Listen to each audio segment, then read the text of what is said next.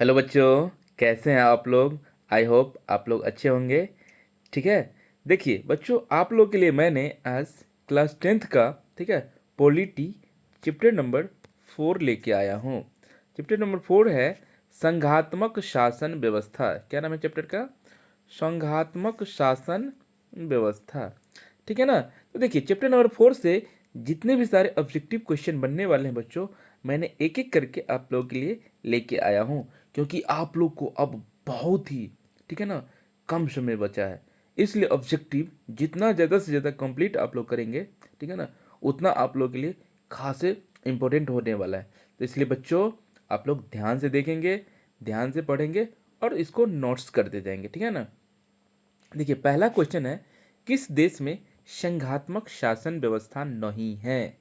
तो ऑप्शन है भारत, फ्रांस में, स्विट्जरलैंड में या बेल्जियम में। इसका सही आंसर हो जाएगा बच्चों फ्रांस में। क्या हो जाएगा? फ्रांस में। दूसरा नंबर क्वेश्चन देखिए, भारतीय संविधान में केंद्र राज्य अधिकारों के संबंध में कितनी सूचियां हैं? एक, दो, तीन, चार। तो इसका सही आंसर हो जाएगा तीन सूचियां हैं। कितना सूचियां हैं? तीन सूचियां, संघ सूची, राज्य सूची, ठीक है ना, और एक समवर्ती सूची। चलते हैं हम लोग क्वेश्चन नंबर 3 पे, ठीक है ना। क्वेश्चन नंबर 3 है, स्वतंत्रता प्राप्ति के पूर्व भारत में देशी राज्यों की संख्या कितनी थी? ठीक है ना। तो यह ऑप्शन है 420, 565, 741, 945। तो इसका सही आंसर हो जाएगा 545। क्या हो जाएगा? 565, सॉरी 565।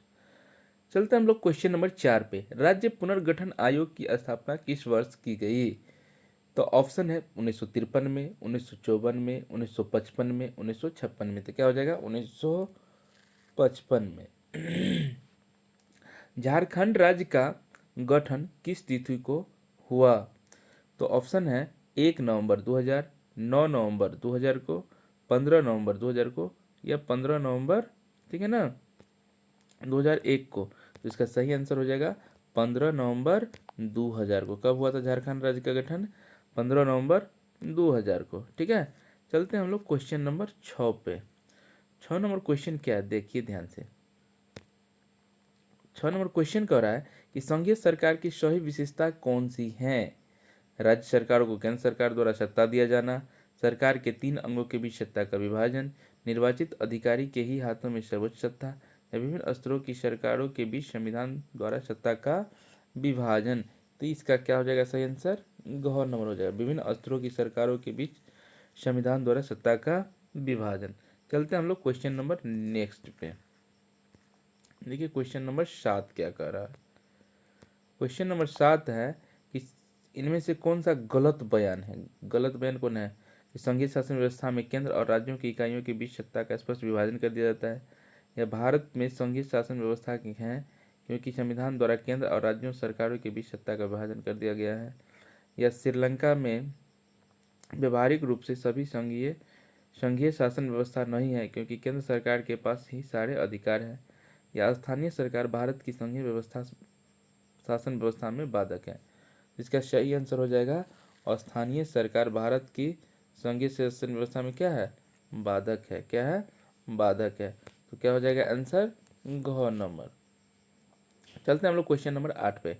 भारत की भाषा नीति का सही लाभ क्या है? अंग्रेजी भाषा का प्रभुत्व, भाषा के आधार पर राज्यों के गठन से राष्ट्रीय हित की उपेक्षा, अपनी अपनी भाषा को संवैधानिक मान्यता दिलाने की ओर, या राष्ट्रीय एकता मजबूत। तो इसका सही आंसर क्या हो जाएगा? राष्ट्रीय एकता मजबूत। ठीक है ना। चलते हैं हम लोग क्वेश्चन अब ऑब्जेक्टिव टाइप का आ गया। खाली स्थान को भरना है। अब क्या करना है? खाली स्थान को भरना है। देखिए संघीय शासन व्यवस्था में सरकार होती है।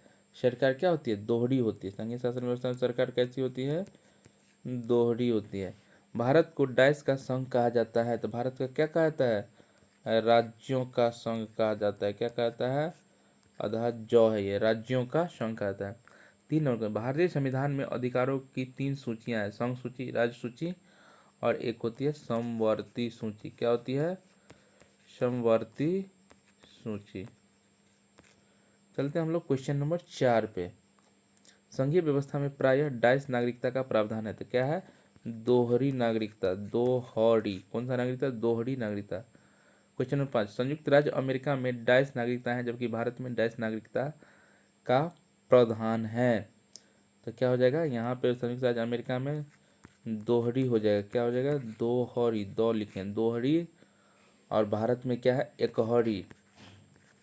भारत में क्या है? एकहरी, ठीक है ना। उसके बाद चलते हैं क्वेश्चन नंबर 6 पे। उत्तरांचल का नाम अब क्या हो गया? उत्तराखंड। क्या हो गया? उत्तराखंड। चलते हैं क्वेश्चन नंबर 7 पे। भारत में 22 राज्य और 22 केंद्र शासित प्रदेश, अभी 28 राज्य हैं। 28 राज्य और 8 केंद्र शासित प्रदेश। पहले था 29 राज्य और 7 केंद्र शासित प्रदेश। अभी वर्तमान में भारत में 28 राज्य और 8 केंद्र शासित प्रदेश हैं, ठीक है ना। चलते हैं हम कॉलम अ का मिलान अब कॉलम ब से करना है। क्या करना है? कॉलम अ का मिलान कॉलम ब से करना है।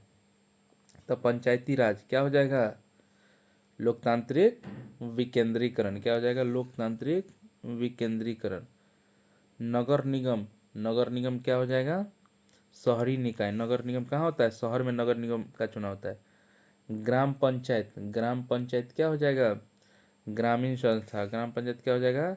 ग्रामीण संस्था। सहकारिता आयोग, सहकारिता आयोग क्या हो जाएगा? केंद्र राज्य संबंध। क्या हो जाएगा? केंद्र राज्य संबंध। और राज्य पुनर्गठन आयोग तो फजल अली। क्या हो जाएगा? राज्य पुनर्गठन आयोग किसने किया था? तो फजल अली ने किया था, ठीक है ना। अब चलते हैं हम लोग सही गलत पे। तो बच्चों इस टॉपिक में इतना था, ठीक है ना, इस चैप्टर से। तो मैंने सभी लाने का प्रयास किया था, ठीक है। चैप्टर नंबर 4 संघीय शासन व्यवस्था। तो अब मैं अगला टॉपिक लाने का प्रयास करूँगा। बच्चों आप लोगों को यह टॉपिक अच्छा लगा होगा ज़रूर। तो आप लोग लाइक, सब्सक्राइब एंड शेयर करें। तब तक के लिए